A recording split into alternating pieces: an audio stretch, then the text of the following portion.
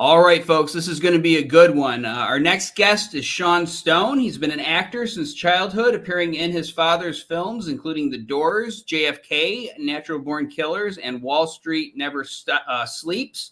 He's also, though, a scholar, author, and filmmaker. He's been a TV host on RT America, and he also co-hosted Conspiracy Theory with Jesse Ventura. I think that's one of the first cable shows I've ever seen that actually openly talked about the 9/11 evidence. So we'll be getting into that in this interview. Sean studied at Oxford and Princeton University, graduating with a BA in American History from Princeton in 2006. He's worked with such organizations as Save the Children in Somalia, Gang Prevention Program Unity 1 for Jim Brown's Amera I Can group in Los Angeles. And he's got a whole list of accomplishments here that we will be getting into, including some documentary films that we're going to want to be hearing more about. So let me go ahead and bring him on in here. Sean, welcome to the 24th Hour. Thank you. Happy to be here. So you have openly challenged the government narrative on your show. Much respect to anybody that's got the guts to do that. But what made you initially question September 11th? And what was the fallout when you made your thoughts public? Well, I first questioned it pretty soon after, I would say maybe a year or so, probably by the time of the Iraq War, I would say, because some people just with common sense were saying, we're asking the question, since it was pretty clear in the lead up to it that Iraq was not part of the 9/11 attack. Why are we going after Iraq? And, I wrote articles in, various journals at Princeton, basically against the war. I was talking against the war. I saw Scott Ritter actually speak at Princeton when I was there. The former UN and weapons inspector Scott Ritter, who was basically saying, look, the case for Iraq having WMDs is, he laid it out why it was far fetched. And so I looked at all this as going, okay, this doesn't add up, right? There's clearly an agenda here of warmongering, and obviously I was also against the Patriot Act. I saw pretty quickly what that was doing to our freedoms as a country, how it was creating this massive security state. And then I read The War on Freedom, I think was the first book that really opened my eyes, which I always recommend to people. I think it's so well written by Nafeez Ahmed, who's gone on to be a very good journalist. I think he's with Insurge now. But that book, War on Freedom, was sort of, for me, the big, gave a lot of the details and the facts as to how we already were preparing for war against Afghanistan.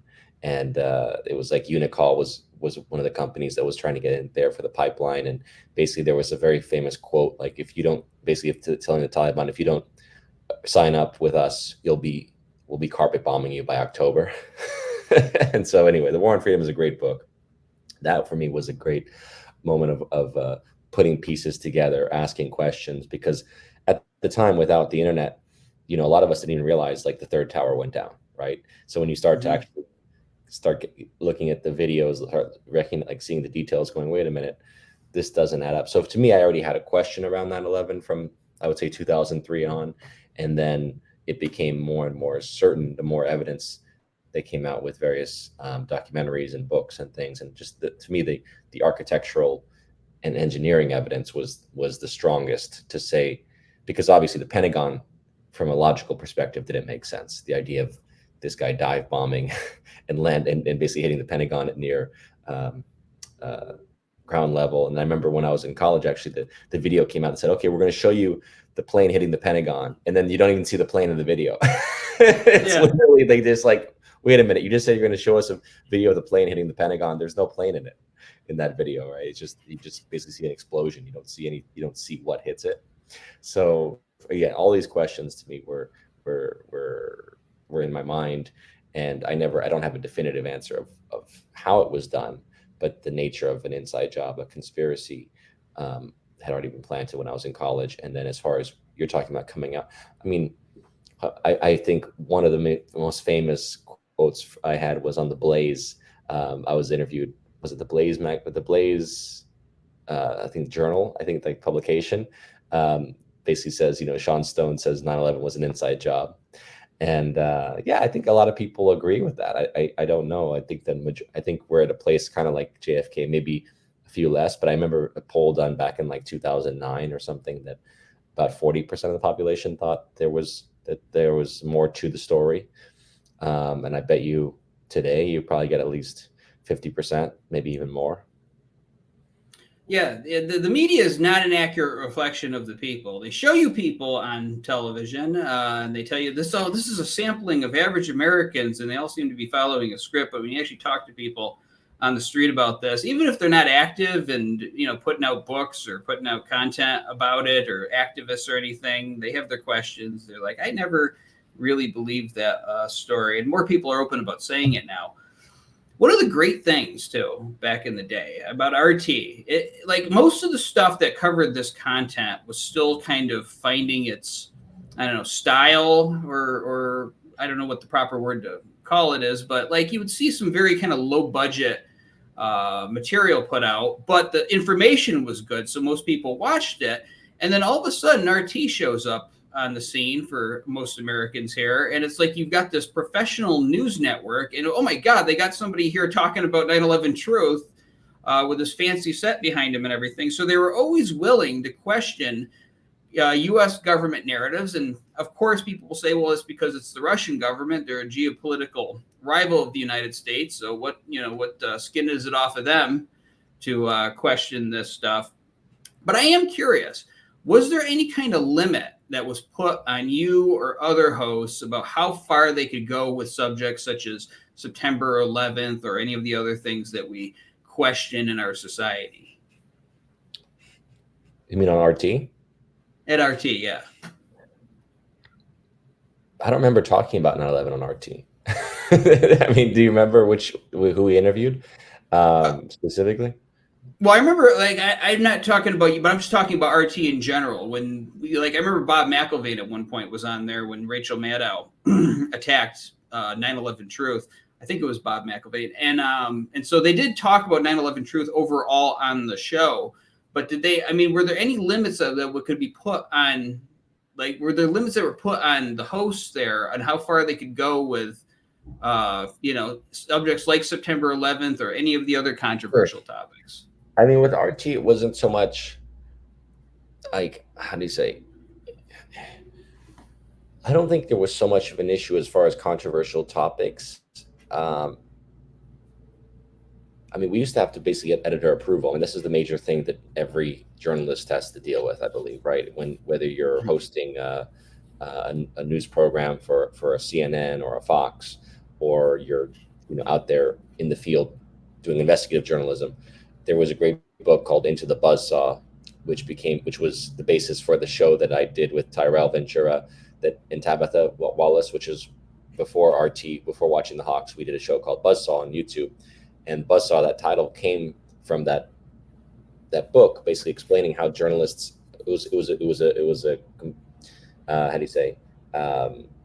was a compendium of different journalists expressing how their stories had been killed by the editor class over their careers, right? In very famous cases, one of the most famous ones being the Gary Webb story, right? And how his work got kind of killed by the editor class. So even at RT, you still had to go and get approval from the editor-in-chief, the director, right? And if he didn't want to go into a story, he'd say, he would say, that's not interesting or whatever. I don't think it was so much for censorship purposes as just what he thought was the most interesting content for the channel. And again, I'm sure CNN and Fox have their own parameters. That's why you only see certain stories covered by those networks. So as far as like censorship or whatnot, I never felt there were things that I couldn't go into if I wanted to interview people. We did talk. I guess we did interview some, former FBI guys about some of the. You'd have to look at the interview. It was interesting, basically about how CIA had failed to share evidence, right, and about the various terrorists that had come over to the U.S. right before 9/11. They had failed to share information with the FBI guys, and there's some very compelling evidence on that front that a lot of it was actually intentionally kept out of their hands, right? So we had conversations like that. We had conversations about the Saudi connection to 9/11. A lot of those, what was it, those 13 pages or something that came out a few years ago, finally, right, describing some of the Saudi involvement in helping to get the various terrorists their visas and things like this, right, and those relationships, which again was not a surprise to those of us that had been looking at 9/11 for a long time. But yeah, with RT, we were able to talk, have conversations. I was more of an interviewer, so I would have interviews with people that knew the subject matter, right, and could share their perspective. Um, yeah, so again, there's always a censorship that takes place from a media perspective. With RT, we had, I think, a lot more leeway than you might have had with a CNN or whatnot. But again, that's just my experience.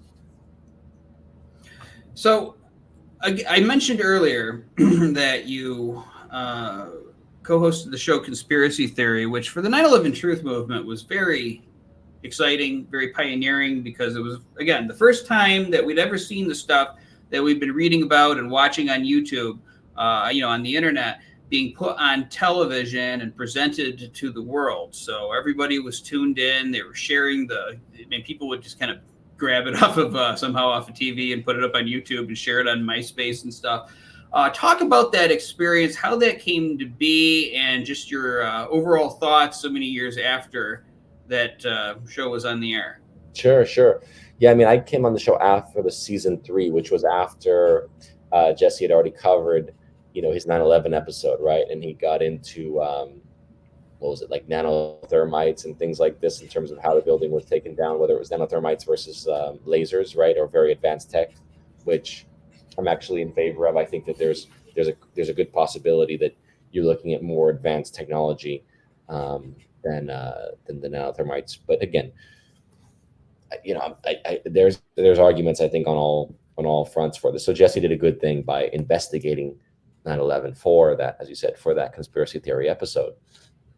The third season, I was brought on because I had gotten to know Tyrell Ventura a little bit. I'd come out of doing investigative work around the supernatural. I just made my first film called Greystone Park, which was about my experiences ghost hunting in these really dark energies of the New York, and Jersey areas, right? The abandoned mental hospitals in these areas. And so, having done investigative work on that front to make the document, or to make the film, and from that, I was hired by the Conspiracy Theory Show to be a host with Tyrell, basically because Jesse had he was in the midst of a lawsuit with TSA, and I can't remember exactly the specifics of why.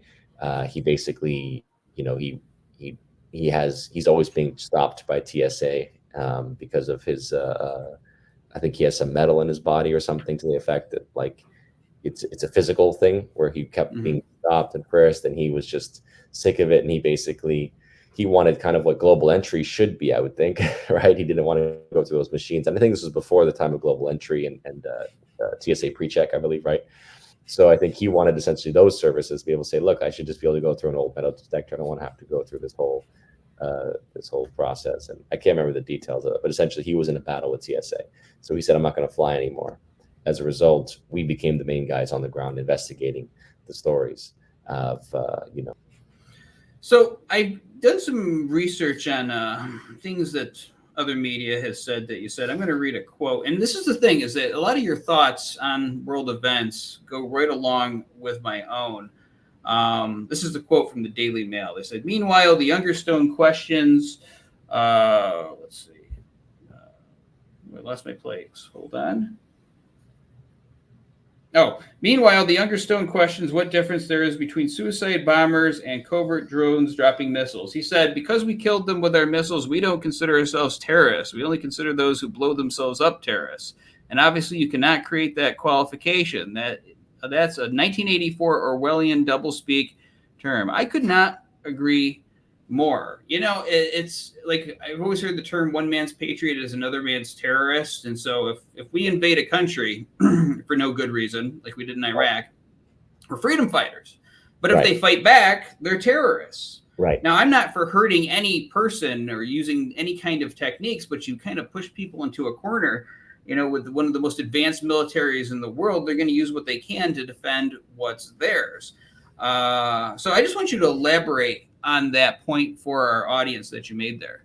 Well, I mean, I think I should qualify it by simply saying that to intentionally kill civilians is terroristic, and at the same time, to create, to fight wars, I believe, is terroristic. I mean, for the most part, when we're fighting wars in the modern sense of wars, not in the traditional sense of defending your home, right? That's the traditional sense of defensive war, right? Just wars is either you're defending yourself, you're defending your country against an invader, um, or essentially if there's no other option but to fight, that's really just war. In this case, we're talking about the modern warfare, which is bombing civilians, bombing cities, right? Uh, urban warfare, um, destabilizing governments, justifying the overthrow of a Saddam or a Gaddafi because they're bad guys, and not that's not really the job or the role, I believe, of republic. America's supposed to be a republic. We become imperial. We basically adopted this militarism and become part of the British Empire, and essentially become the defenders of that, what used to be the empire, most of that territory, right? That was a quarter of the world's planet. A quarter of the planet was under British imperial control. Now the U.S. bases are stretched across the whole planet. We're securing Mm-hmm. shipping lanes. We're supposed to be, we're sending weapons to Ukraine because that's all of a sudden part of U.S. interests. U.S. interest has become, the destabilization of Russia. I mean, that's how far fetched we are, how far gone we are from our traditional notion of a republic, which is supposed to be able to cooperate between nations and hopefully work towards peace.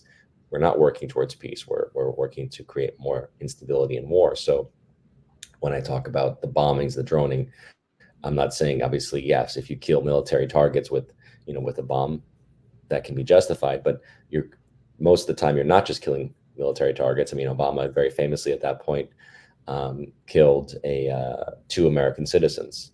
I think the name was like Al-Awlaki or something to that effect, and Mm-hmm. his son, who was a teenager, actually a kid, and both were American citizens. Neither one had been tried; they were executed by the order of the president. I mean, that's how far gone we are from our traditional constitutional understanding, right, of rights. So, um, so in that context, I was speaking of drone strikes that were again killing many civilians, and I'm saying, well, you can't suggest that these people are the terrorists when you're terrorizing them. I mean, look at what's happening in Gaza right now, right? You have Mm-hmm. 40,000 plus dead, probably 100 to 200,000 wounded, infrastructure destroyed. I mean, all these things are, if it was done to any other city, we'd call it terrorism. But in the context of, Israel doing it in so-called retaliation, it's justified. I mean, it's a very warped worldview that I think that we're living in right now. Um, and it's basically was unleashed by the events of 9/11, not because terrorists did it, but because we co-opted the event as America. Whether or not whoever was the insiders that did it initially, whether it was probably a mixture of intelligence services, the real deep state, the octopus, if you want to talk about the tentacles, of power of the military industrial complex, meets financial services, meets the surveillance and technology state, right? All these things coming together to create this event. But essentially, from that point forward, we have been on a path of perpetual war, creating more chaos in the world, and really actually doing more harm to our republic than good. Yeah, but I'll tell you what, from a greedy, evil business standpoint of the military industrial complex, if the United States fires a drone into a wedding to get one guy, takes out 50 people, but maybe they leave some kids behind, maybe take off one of their arms, that kid's going to grow up very pissed off and want to get revenge. And then maybe they pull off some terrorist attack or they get led as patsies into one. And then, hey, there's another war. It's good for business.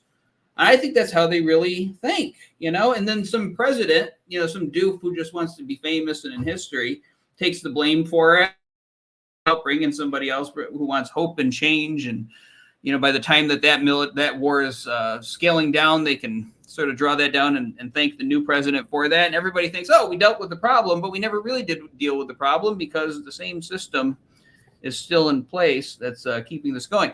And what bothers me about this, I mean, there's a lot that bothers me about modern society, but the drone strikes. Back in the Roman Empire era, you didn't have guns or anything, so if you wanted to go kill somebody in a war, you had to go right up to them and stick the sword right through them, and you had to look into that person's eyes and know what's going on inside of them and their head. But now you can just sit in a. Go ahead. A lot of civilians were killed. Don't forget, historically, there were massacres. Yeah. The taking of Jerusalem by the Crusaders, massacre of civilians. Taking of the Americas, massacre of civilians. The taking of the wars of Genghis Khan. Less so, but there were definitely children killed. Brutal times. Brutal times. There have been violations of any concept of what I would consider, a valid war, which is between men, women, and children, have nothing to do with it. But unfortunately, we haven't seen that in human history.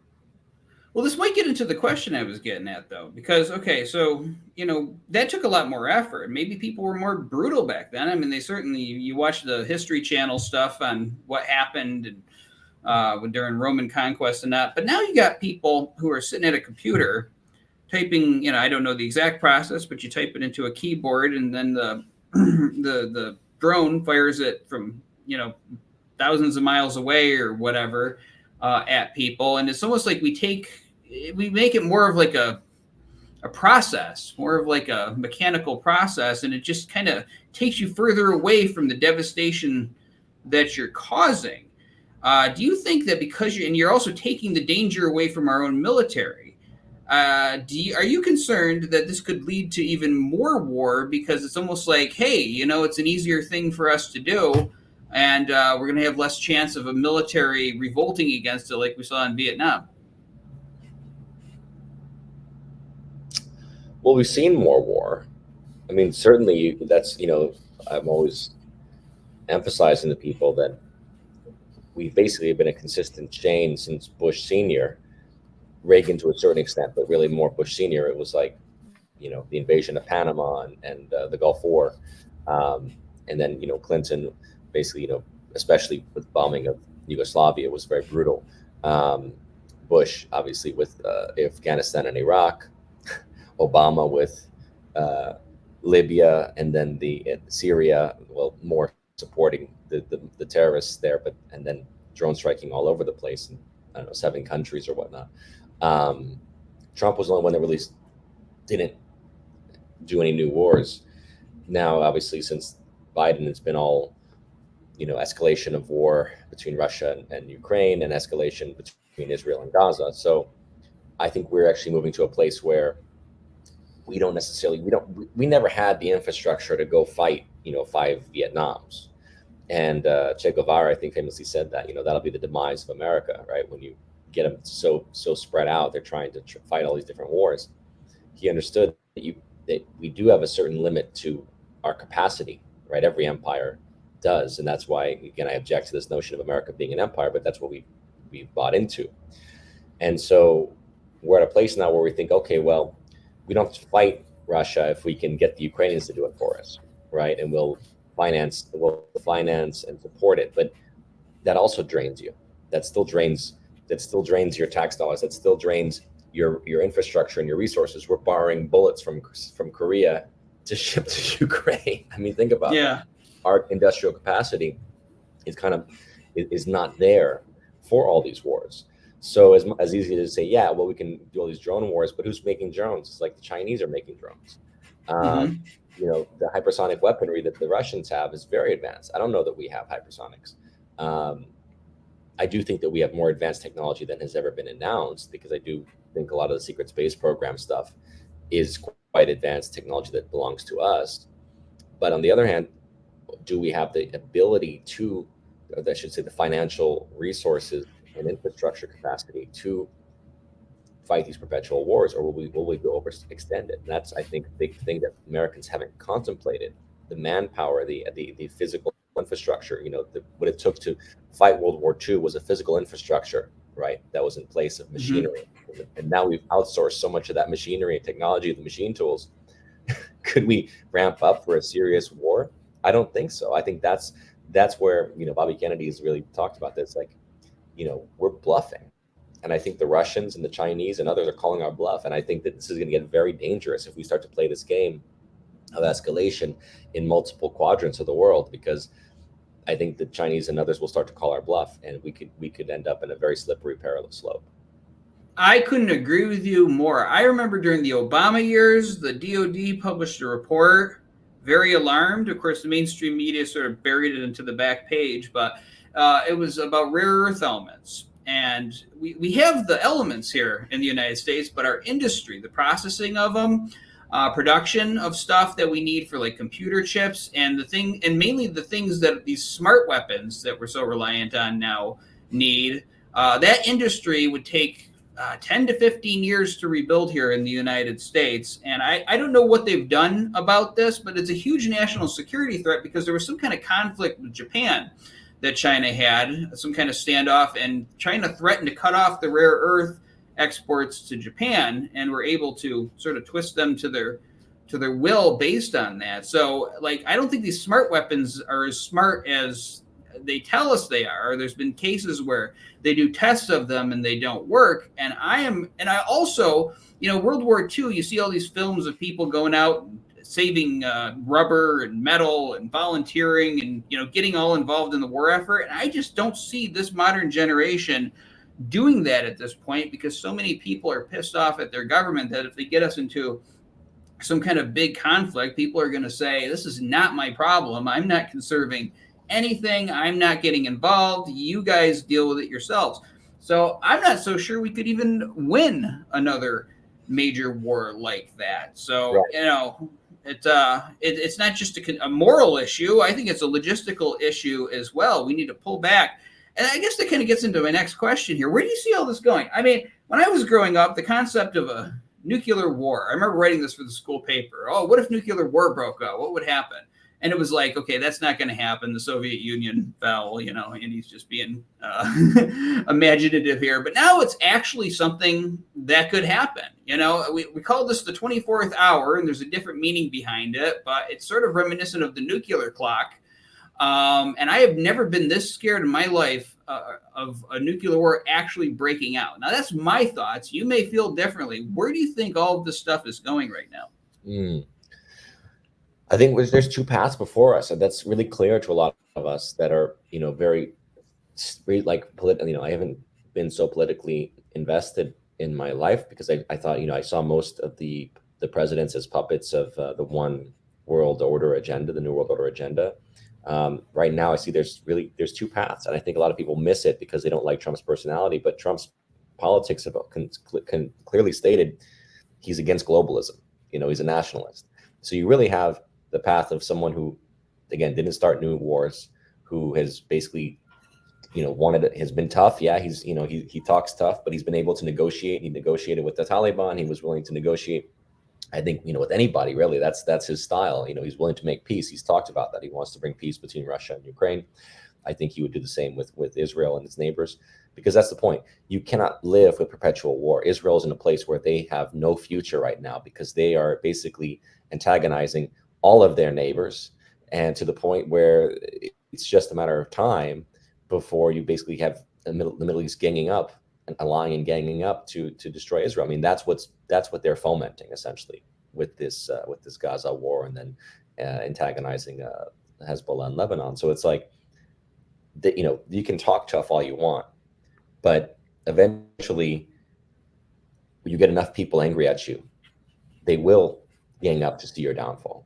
And I think that's where we are now, is essentially this, the Kamala Harris, which is the deep state, which is just more of the same, dancing our way to our to destruction around the world, and people not forgetting, around the world, remembering how much America has betrayed countries, how many countries, we've overthrown, we could, we've obviously been engaged in sometimes physical conflict, oftentimes just, financial operations, CIA operations over 70 countries that we've been involved with, cooing and things like this. They don't forget. There's a lot of animosity that's been created, and so we have two paths right now. Either we're going to humble ourselves and start to negotiate and say, look, we're a strong country, but we're still only a country. We're only one, and we have to start making peace with people and start to negotiate, with hard negotiation, which is something I think Trump can do, or we're going to skip along to Armageddon with Kamala Harris. I really think it's that simple. Yeah, I mean, I think we just need to focus on ourselves. I've talked about this on my show. If we just focused on civilian space flight or something and kind of invested it into our own industry, we could be back on top and we could be at peace, and it would be like the 60s again or something. I want to ask you this because I was talking about this before we started recording. Your father is Oliver Stone, of course. He made JFK, had a big impact on me. It had a big impact on another former member of our staff as well. So I want to extend my thank you to him for making that. In the last term of Donald Trump, he had a chance to release the assassination files. He didn't do that for whatever reason. Now there's a promise. More thoughts on that. And also, what a revelation. And I'm getting to a hypothesis here, folks, or a thesis, I should say. But what a revelation on JFK, even though it happened way back in 63, and a lot of those people are gone now who experienced that. Do you think a revelation or an acknowledgement of what really happened to JFK would have a major impact on this country and on this world, or wouldn't it? I mean, we're so far from the event. It's difficult to know for sure. Certainly, it would be nice to get to the truth. I don't know that anyone. I don't know. Trump's talking about releasing the files. Obviously, RFK Jr. is joining that alliance, and with the intent, I think, of getting access to those files. Not just JFK. I think RFK too was assassinated by multiple people connected to CIA. So I think yes, the files would be. Hopefully would validate some things. I'm not too optimistic that the evidence in those files will be definitive, right? That's why I say I don't know that you'll get that like smoking gun document from the archives, but we'll get more that will help piece this thing together, I think, and which will give us a better picture as researchers, right? To be able to get a better sense of what happened with JFK. Maybe RFK too, again, maybe we'll find something in the archives as well. But again, I don't know that you'll get that smoking gun that'll be like, aha, we know the U.S. government was involved, and then what? A lot of these people, a lot of these liberals love the CIA now. A lot of them have gone over the side of like that was the CIA back then. Now the CIA is a good thing. It's wonderful. Yeah, I know. And I don't know. I mean, I think if there was a revelation somehow, some kind of smoking gun evidence, but things. I mean, they would probably figure out how to bury it somehow.